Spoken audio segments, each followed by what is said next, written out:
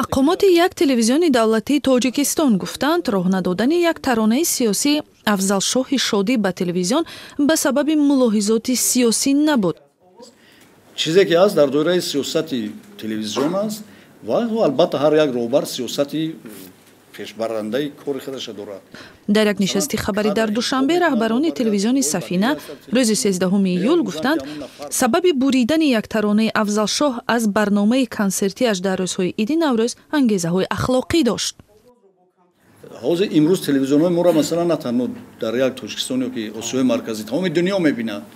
ва акнун хай Афзалшоҳ ҳамун суруда ман дар ёд дорам, ман дар вай иштирок доштам, дида будем вай обои чашмаш рехта гиря кард шишта масалан баъзе чизҳое аст ки аз ҷиҳати этикӣ дар телевизион ҳамаша нишон дода намешавад.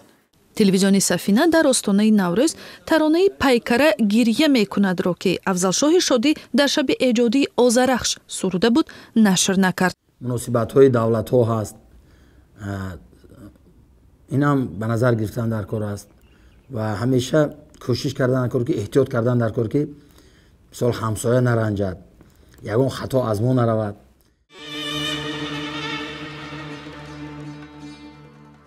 дилагоҳон дилагоҳон дилам танг аст медонед, ҳадисам аз мақоли шишаву санг аст медонед.